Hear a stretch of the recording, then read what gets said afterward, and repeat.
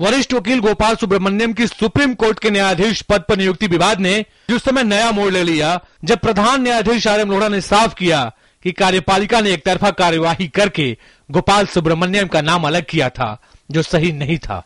प्रधान न्यायाधीश ने एक कार्यक्रम में इस विवाद पर अपनी खामोशी तोड़ते हुए कहा, पहली बात तो मैंने गोपाल सुब्रमण्यम की फाइल कार्यपालिका द्वारा एक तरफा तरीके से अलग करने पर आपत्ति की थी। यह सही नहीं था।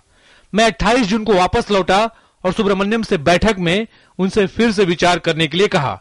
उन्होंने अगले दिन 6 पंक्ति के पत्र में अपना निर्णय बताते हुए कहा कि वह इससे पीछे नहीं हट सकते। 29 जून को जब उन्होंने पत्र लिखकर अपनी स्थिति दोहराई तो मेरे पास प्रस्ताव वापस लेने के अलावा कोई अन्य विकल्प नहीं बचा था। मैं गोपाल सुब्रमण्यम द्वारा अपने पत्र को मीडिया में जारी किए जाने से अचंभित और दुखी था।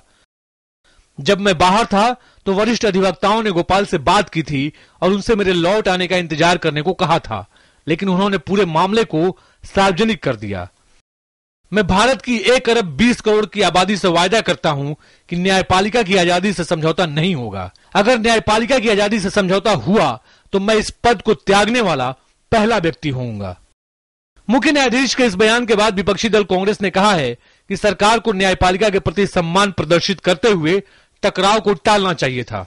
इस सरकार का जो रवैया है वो एक ऐसी प्रणाली को मजबूत करने का है जिसमें एक तरफे फैसले हों और बाकी संस्थाओं का, जिनका एक अपना महत्व है, अपनी भूमिका है हमारे प्रजातंत्र में, उनका अपमान हो। कानून मंत्री रविशंकर प्रसाद ने इस पूरे मामले पर टिप्पणी करने से इनकार कर दिया। इस बीच अटॉर्नी जनरल मुकुल रोहतगी ने कहा कि मुख्य न्यायाधीश का यह पारदर्शितापूर्ण कदम स्वागत योग्य है। मुख्य न्यायाधीश में कुछ भी छिपाया नहीं है, उन्होंने सभी तथ्यों को सामने रखा है। साथ ही उन्होंने कहा है कि उन्होंने गोपाल सुब्रमण्यम से बात की और उन्होंने कहा कि वे अपनी दावेदारी को लेकर प्रयास करने के इच्छुक नहीं है। उनका निर्णय अंतिम है और इस मामले को यही खत्म कर देना चाहिए। यह पूरा मामला तब शुरू हुआ जब उच्चतम न्यायालय के कॉलेजियम ने जज नियुक्त करने के लिए 4 नामों को सिफारिश की थी। इनमें से गोपाल सुब्रमण्यम के नाम पर विधि मंत्रालय ने आपत्ति दर्ज की थी। इसके बाद गोपाल सुब्रमण्यम ने पत्र लिखकर अपनी सहमति वापस ले ली थी। अब मुख्य न्यायाधीश के बयान के बाद यह पूरा मामला एक बार फिर से गर्मा सकता है। Bureau report, DD news.